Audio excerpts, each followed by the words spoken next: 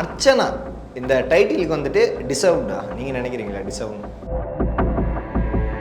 மாயாக்கு இது சில சப்போர்ட்ஸ்லாம் இருக்கும்போது இது உண்மையான சப்போர்ட்டா இல்ல காசு கொடுத்து வரக்கூடிய சப்போர்ட்டா? இப்படிப்பட்ட ஒரு கேரக்டருக்கு எப்படி சப்போர்ட் பண்ண முடியுது? அது எனக்கு அதெல்லாம் புரிஞ்சிக்கவே முடியல.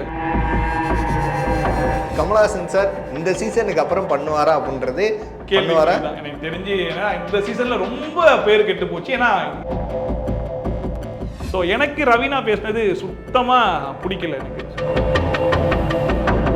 எனக்கு நான் எங்கேயுமே மாயா பத்தி ஒரு வார்த்தை கூட போல்ட்டு பேசுனது கிடையாதுடா. என்ன பண்றா மாயா பிஆர்னு சொல்றீங்க? மாயா பூர்ணிமா தான் எனக்கு உலகத்திலே பிடிக்காத.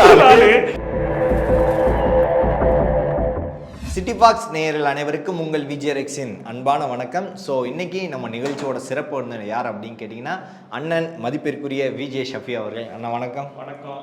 அர்ச்சனா இந்த டைட்டிலுக்கு வந்துட்டு டிசர்வ்டா நீங்க நினைக்கிறீங்களா? டிசர்வ்டான்னு சொல்லி கேட்டா இந்த சீசன்ல யாருமே அப்படி இல்லை. உண்மையே சொல்லணும்னா இந்த சீசன்ல ஒரு எல்லாருக்குமே அப் அண்ட் டவுன்ஸ் இருக்கும். பட் இருந்தாலும் அவங்க கேம்ல எங்கேயும் நல்லா விளையாடிட்டே இருந்திருக்காங்கல்ல, சூப்பரா இருந்திருக்காங்கல்ல அப்படிங்கிற ஒரு விஷயம் இருக்கும் இல்லையா? அந்த விஷயம் நான் பெருசா யார்கிட்டயுமே பார்க்கல. தினேஷ் கிட்ட கொஞ்ச நாள் பார்த்தேன். பட் தினேஷுமே திரும்ப மாயாக்கு சப்போர்ட் பண்ணி பேசினாதான் வீக்கெண்ட் எபிசோட்ல நமக்கு திட்டு வரல. மாயாக்கு அகைன்ஸ்டா பேசினா கமல் சார் நம்மள ஓவரா திட்டுறாரு. அதனால நம்ம மாயான்னு சொல்லிட்டு எல்லாருக்கும் மாயா. ஸோ அந்த விஷயத்தை பார்க்கும்போது ஒன்றுக்கு பயந்துக்கிட்டு நம்மளுடைய கேரக்டரை சேஞ்ச் பண்ணிக்கிட்டார் தினேஷ். எனக்கு அது பிடிக்கல. அர்ச்சனாவை பொறுத்த வரைக்கும் அந்த பிரதீப் ஒரு மேட்டரில் சப்போர்ட் பண்ணி ஒரு விஷயம் வந்துச்சு, அது மட்டும் தான் பிடிச்சிருந்துச்சு. அதுக்கப்புறம் பார்த்தா அவங்களுமே கொஞ்சம் அப்படி இப்படின்னு சொல்லிட்டு கொஞ்சம் இருந்தாங்க. சின்ன சின்ன விஷயத்துக்கு கூட பிரச்சனை பண்ணி ஒரு வீக்கெண்ட் எபிசோடில் பயங்கரமாக அடி வாங்கினதுக்கு அப்புறம் என்னுடைய கேரக்டர் நான் ஃபுல்லாக சேஞ்ச் பண்ணிக்கிறேன் அப்படிங்கிற மாதிரி அதுக்கப்புறம் ஃபுல் அண்ட் ஃபுல் சேஞ்ச் பண்ணிக்கிட்டது. ஸோ அதெல்லாம் வச்சு பார்க்கும்போது யாருமே ரியலாக இல்லையோ இதுதான் என்னுடைய கேரக்டர் அப்படின்னு ஸ்டார்டிங்லேருந்து இப்போ வரைக்கும் ஒரே மாதிரி இல்லையோ அப்படி நான் கம்பேர் பண்ணும்போது மணி பரவாயில்ல. ஸ்டார்டிங்ல இருந்து இப்போ வரைக்கும் பாசிட்டிவோ நெகட்டிவோ ஒரே மாதிரி இருக்காரு அந்த மனுஷன் அப்படிங்கிற மாதிரி எனக்கு என்னமோ மணி ஓரளவுக்கு குவாலிஃபைடு அப்படிங்கிற மாதிரி தான் தோணுது. ஸோ 5 பேர் கண்டஸ்டன்ட் வந்துட்டாங்க.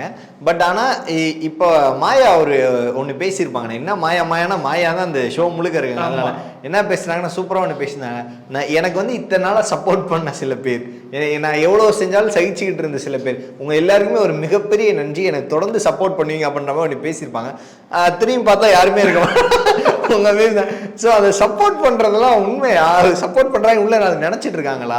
இல்லைங்க, எனக்கு அதுவுமே புரியல. ஏன்னா வெளியே அந்த ட்விட்டர்ல இதெல்லாம் போய் பார்க்கும்போது மாயாக்கு இது சில சப்போர்ட்ஸ்லாம் இருக்கும்போது இது உண்மையான சப்போர்ட்டா இல்ல காசு கொடுத்து வரக்கூடிய சப்போர்ட்டா? இப்படிப்பட்ட ஒரு கேரக்டருக்கு எப்படி சப்போர்ட் பண்ண முடியுது? அது எனக்கு அதெல்லாம் புரிஞ்சிக்கவே முடியல.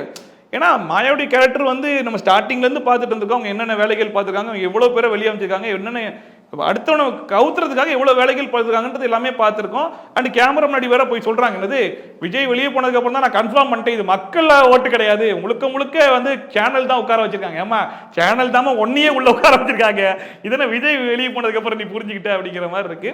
ஸோ உண்மையிலேயே மாயாக்கு சப்போர்ட் இருக்கா, அதெல்லாம் பாட்டா பிஆரா என்னன்றது தெரியல. பட் ஓரளவுக்கு பிஆர் வேலைக்கான வேலைகள்லாம் பார்க்குறாங்கன்றது எனக்கு எப்போ கன்ஃபார்ம் ஆச்சுன்னா, ஹாலில் ஃபேன் இல்லை உடனே ஏசி வாங்கி மாட்ட சொல்லுங்க, நான் சீல் பண்றேன் அப்படிங்கிற மாதிரி ஒரு கோட் வேர்டு ஒன்று பாத்தீங்களா? அது திடீர்னு முழிச்சு, அதாவது 100 நாள் வீட்டுக்குள்ள இருக்காங்க, அவங்க வீட்டு ஹால்ல ஃபேன் இல்லைங்கிறத திடீர்னு எங்க வீட்டு ஹால்ல ஃபேன் இல்ல ஏசி மாட்டிருங்க. நான் ஏய் இதெல்லாம் கோடு வேர்டுன்றது எவனுக்கும் தெரியாதா என்ன?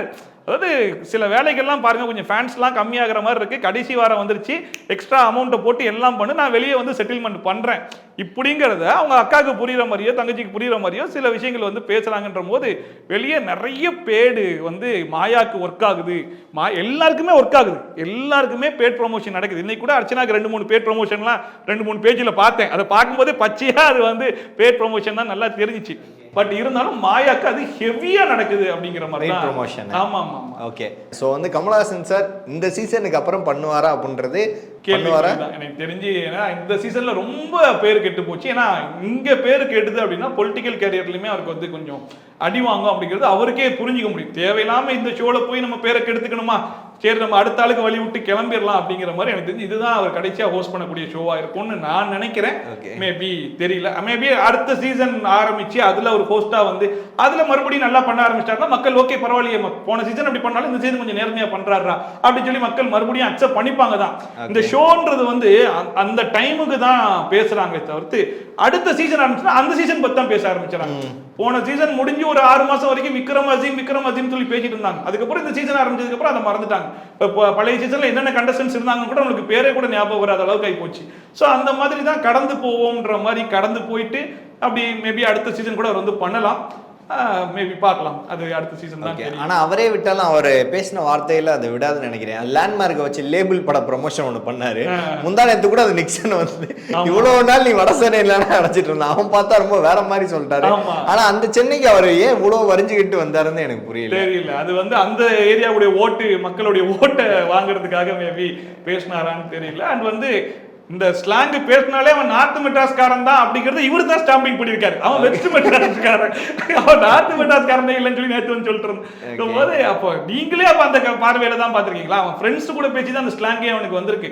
ஸோ அவனை நீங்க நார்த் மெட்ராஸ்காரன்ற மாதிரி நீங்க தான் லேபிள் குத்தி விட்டுருக்கீங்க. அண்ட் அதுக்கு பின்னாடி பேசினது, ஆனால் அந்த எபிசோடு பேசினது நம்மளுக்கு தெரியும். முழுக்க தௌலத்துன்னு பேசினதுக்கு உட்காந்து 2 மணி நேரம் லெக்சர் எடுத்தாப்புல. அண்ட் வந்து ட்ரூ கலர் கம்மிங் அவுட்டுக்கு ஒரு 3 மணி நேரம் பேசினதெல்லாம் முதல் நாள்ல இருந்தே பேசுறாங்க. அன்னைக்கு இதை திடீர்னு அதை எடுத்தாரு. அது பேசும்போதெல்லாம் பார்க்கும்போது அதான் தேவைக்கு, அதாவது மற்ற சீசன்ஸ்ல வந்து கண்டஸ்டன்ஸ்க்கு கெட்ட பேர் வந்துடக்கூடாதுன்றதுல இவர் ரொம்ப கான்சியஸா இருப்பாரு. பட் இந்த சீசன்ல அவங்களுக்கு கெட்ட பேரை கொடுத்து நம்ம அது மூலியமா ஓட்டா கன்வெர்ட் பண்ணிக்கலாம் அப்படின்னு எதுவும் இறங்கிட்டாரான்னு சொல்லி தெரியல. இந்த கண்டஸ்டன்ஸ்ல நிறைய பேருக்கு நிறைய நேம் வந்து கொடுத்துட்டு, அதாவது ஸ்டாம்பிங் லேபிளிங் பண்றாங்கன்னு சொல்லிட்டு மணி அண்ட் தினேஷுக்கு, அண்ட் வந்து உமன் அபியூசர், உமன் இது சேஃப்டி இல்லாத பர்சன் சொல்லிட்டு பிரதீப்புக்குன்னு சொல்லிட்டு எக்கச்சக்கமான நேம்ஸை வந்து அள்ளி கொடுத்துட்டாரு. ஸோ அது அவருக்கு மேபி பின்னாடி கொஞ்ச நாள் கழிச்சு யோசிச்சு பார்த்தா தெரியுமா என்னன்றது தெரியல. ஆமா, மற்ற சீசன்ல நல்லா இருந்தவர் இந்த சீசன்ல கொஞ்சம் டவுன் தான். பிரதீப் ஆண்டனி என்ன மனநிலையில இருப்பாரு இப்ப? ஆமா, மாயா டைட்டில் வின் பண்ணிட்டா அந்த மனசுல போயிடுவார் போல. கேட்க ட்ரிப்பு போயிட்டு ஒரு 3 வருஷம் கழிச்சு திரும்பி வரலாம்டா அப்படிங்கிற மாதிரி கிளம்பி போனாலும் போயிடுவாருன்னு நினைக்கிறேன். ஸோ அதுதான் கொஞ்சம் கஷ்டமா தானே இருக்கும். நம்மளுக்கு ஒரு கெட்ட பேர் வாங்கி கொடுத்தவ கடைசியில் அவளுக்கே மக்கள் சப்போர்ட் பண்ணி டைட்டில் வாங்கி கொடுத்தாங்க. நமக்கும் சப்போர்ட் பண்ணாங்க, மாயாக்கும் சப்போர்ட் பண்ணி டைட்டில் வாங்கி கொடுத்துருக்காங்கன்னா அப்புறம் இந்த மக்கள் நம்ம எப்படி பார்க்கறது, எப்படி புரிஞ்சுக்கிறது? தப்பே பண்ணாத எனக்கு ஒரு கெட்ட பேரு, அந்த கெட்ட பேர் வாங்கி கொடுத்தவளுக்கு டைட்டில் சூப்பர்ரா செம்மையா இருக்குடா அப்படிங்கிற மாதிரி இருக்கா இல்லையா? ஸோ அது அவர் மனுஷன் ரொம்ப ஒரு டிஃப்ரெண்டான ஒரு ஜோனுக்கு போயிடுவார். அந்த கண்டஸ்டன்ஸை வச்சிருந்தாங்க. இப்போ இங்கேருந்து எத்தனை கண்டஸ்டன்ட் போனாங்க, எல்லாரும் வச்சிருந்தாங்க. பிரதீப்பை அதாவது தொடர்ந்து அப்படியே ஓரங்கட்டி அவாய்ட் பண்ண ஆரம்பிச்சிட்டாங்களோ அப்படின்ற மாதிரி தான் இருந்துச்சு. அந்த இதுலயுமே பிரதீப் போட்டோ இல்லை, எல்லாத்துலயுமே பிரதீப்பை கம்ப்ளீட்டா அவாய்ட் பண்றாங்களே, ஏன்னா அது வந்து ரெட் கார்டு கொடுத்து வெளியே போயிட்டாங்க அப்படிங்கிறதுனால அந்த கண்டஸ்டன்ட் வந்து எவிக்டான கண்டஸ்டன்ட் கிடையாது. ஐ மீன் அவங்க டெர்மினேட் மாதிரி தானே. ஸோ அதனால அந்த கண்டஸ்டன்ட்டோட ஃபோட்டோஸ் வந்து வைக்க மாட்டாங்க. அது நம்மளுக்கு தெரிஞ்ச விஷயம் தான். ஃபினாலே கூட இன்வைட் பண்ண மாட்டாங்க. ஏன்னா ப்ராப்பராக எவிக்ட் ஆகி வெளியே போகிறவங்கள மட்டும் தான் இன்வைட் பண்ணுவாங்க. ஈவன் வாக் அவுட் பண்ணி போனவங்கள கூட கூப்பிடுவாங்கன்னு தெரியல. போனாட்டி ஜிபி முத்தெல்லாம் கூட தான் செஞ்சாங்க. பர்னி கூப்பிட்டாங்க. ஆமா, கூப்பிட்டாங்க. இந்த வாட்டி வாக் அவுட் பண்ணி போனது வந்து நம்ம பவச்சலத்துறை அவர் மட்டும் தான் நினைக்கிறேன். ஸோ அவங்கள கூப்பிடுவாங்க. பட் ஆனால் ரெட் கார்டு வாங்கிட்டு போனது வந்து ஒரு 3 பேருன்னு நினைக்கிறேன் இல்லையா? நம்ம சரவணன் சொல்லிட்டு ஒருத்தர் போனாரு. அதுக்கு முன்னாடி மகத், அதுக்கப்புறம் 3ஆவதா இவர் வாங்கிட்டு போயிருக்காரு. ஸோ ரெட் கார்டு வாங்கினவங்கள ரீஇன்வைட் பண்ண மாட்டாங்க, உங்களோட போட்டோஸ் அவாய்ட் பண்ணுவாங்க. அட்லீஸ்ட் வீடியோலேயே அவர் ஃபேஸை காட்டுறாங்களேன்னு சொல்லி சந்தோஷப்பட்டுக்க வேண்டியதான். எடிட்டர்ஸ் கொஞ்சம் சந்தோஷமா இருக்காங்க போல இருக்கு பிரதீப் ஆண்டனியோடைய இதெல்லாம் காட்டும் போது. இன்னைக்கு நான் லைவ்ல பார்த்தேன்.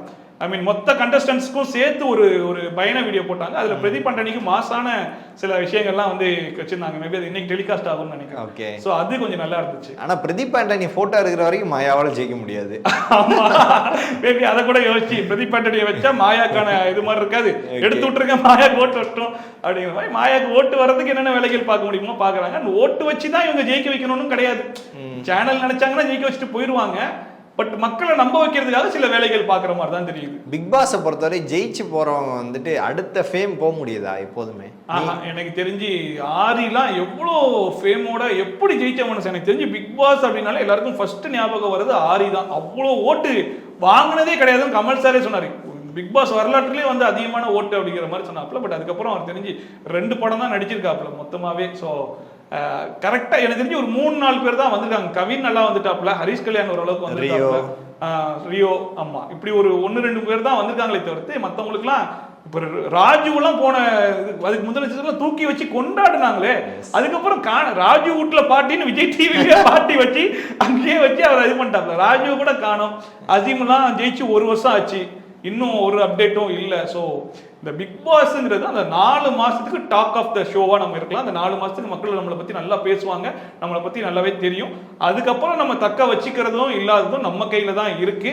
ஸோ அதை நிறைய பேர் வந்து பண்றது இல்லை. பிக் பாஸ்ல இருந்து வெளியே வந்ததுக்கு அப்புறம் நல்ல ஆப்பர்ச்சுனிட்டிக்காக வெயிட் பண்ணலாம் அப்படின்னு சொல்லிட்டு ரொம்ப வெயிட் பண்ண ஆரம்பிச்சிடறாங்களா, இல்ல வர ஆப்பர்ச்சுனிட்டிலாம் யூஸ் பண்ணிடலாம்னு சொல்லிட்டு தப்பான விஷயத்துக்கு போயிடுறாங்களா அப்படிங்கிறது தெரியல.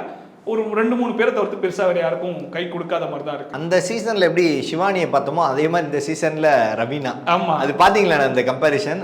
நீங்க பார்த்து பேசவே செஞ்சீங்க. ரவீனா என்னமா பேசுது இப்ப, புட்டு புட்டு அப்படி தெளிவா பேசுது. இத்தனை நாள் அந்த பேச்சு எங்கே போச்சு? அதான் ஆக்சுவலா கிட்டத்தட்ட வந்து ஒரு ஆன்டி வந்து பேசிட்டு போனாங்க இல்லையா, அந்த ஆன்டிக்கு பதிலாக இவங்க வந்து பேசின மாதிரி தான் இருந்துச்சு. உண்மையிலேயே ஒருத்தனை வந்து நீ லவ் பண்ற, உண்மையிலேயே அந்த ரிலேஷன்ஷிப்ல இருக்க, மணி உனக்கு உண்மையிலேயே பிடிக்கும், வெளியே போன அந்த ரிலேஷன்ஷிப்பை அட்லீஸ்ட் பேசி கன்வின்ஸ் பண்ணி கண்டினியூ பண்ணணும்னு நீ நினைக்கிற அப்படின்னா இந்த கான்வர்சேஷனை அதுவும் நிக்சன் கிட்ட நீ பேசியிருக்கவே மாட்டேன். அதாவது என்னென்னமோ, அதாவது மணி கிட்ட உட்காந்து பர்சனலா பேசி கிளாரிஃபை பண்ணதுக்கு அப்புறம் வெளியே பேச வேண்டிய விஷயத்த எல்லாத்தையுமே கொண்டு வந்து நிக்சன் கிட்ட பேசிட்டு இருக்காங்க. நிக்சன் கிட்ட மட்டும் இல்ல, இது மொத்தமும் வெளியே டெலிகாஸ்ட் ஆகுறதுன்றதுல நல்லா தெரிஞ்சுதான் பேசுறாங்க.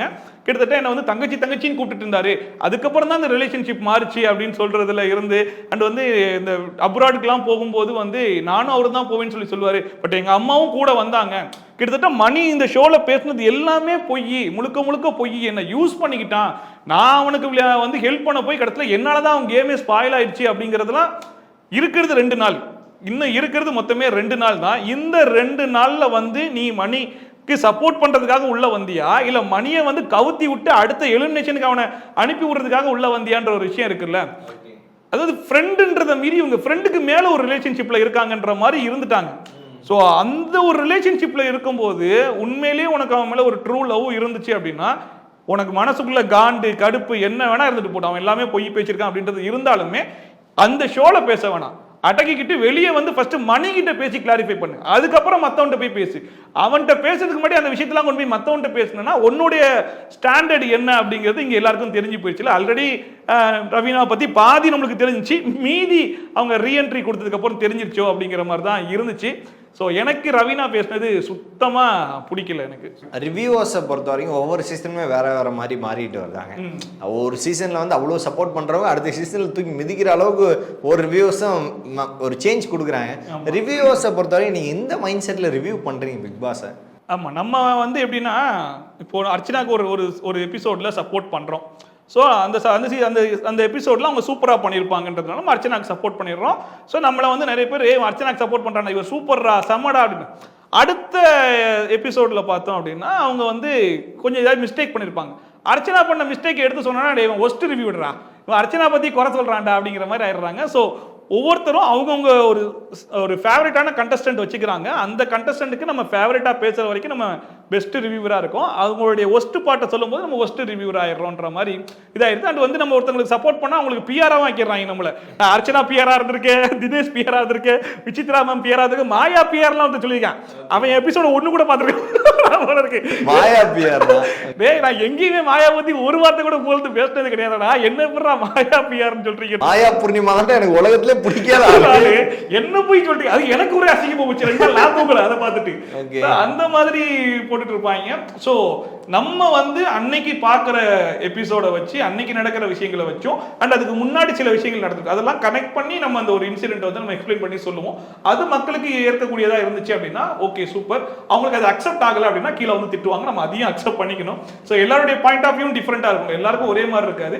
என்னோட ரிவ்யூ பொறுத்த வரைக்கும் அந்த ஷோ பத்தின என்னுடைய புரிதல், என் புரிதல் படி பார்க்கக்கூடிய மக்களுக்கு அது கனெக்ட் ஆகும், ஆப்போசிட்டா இருக்கவங்களுக்கு அது கனெக்ட் ஆகாது. உங்க புரிதலின் படி பாத்தீங்கன்னா இத்தனை சீசன் வந்து கண்டஸ்டன்ட்டை வந்து ரிவ்யூ பண்ணிருந்தீங்க, ஆனா இந்த சீசன் தான் ஹோஸ்டே ரிவ்யூ பண்ணிருந்தீங்க.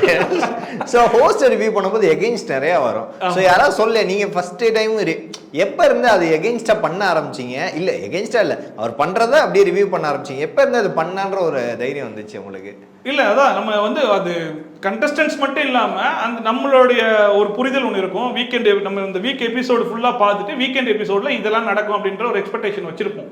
மக்களும் நம்ம ரெஸ்பான்ஸ்லாம் பார்க்கும்போது ஓகே அப்ப நம்ம எதிர்பார்க்கதான் மக்கள் எதிர்பார்த்துட்டு இருக்காங்கன்ற போது அங்க அப்படியே அகைன்ஸ்டா நடக்கும். மாயா வச்சு செய்வார்ன்ற இடத்துல விஷ்ணு வச்சு செஞ்சுட்டு இருப்பாரு, மாயா வச்சு செய்வார்ன்ற இடத்துல அங்க அர்ச்சனா போட்டு பரண்டிட்டு இருப்பாருன்ற போது இது எங்கேயோ தப்பாகுது. அவர் சொல்ற எல்லா கருத்தையும் நம்ம அக்செப்ட் பண்ணிக்க முடியாது இல்லையா. ஹோஸ்ட்டுமே கருத்துக்களை தான் அங்க பதிவு பண்றாரு, அந்த கருத்து வந்து கரெக்டா இருக்கா இல்லையான்றதுல டிஃபரன்ஸ் ஆஃப் ஒப்பீனியன் கண்டிப்பா வரும். இந்த எஜுகேஷன் மேட்டர்லயே வந்து அவருடைய ஒப்பீனியனுக்கும் நம்ம ஒப்பீனியனுக்கும் கொஞ்சம் டிஃபரன்ஸ் இருந்துச்சு.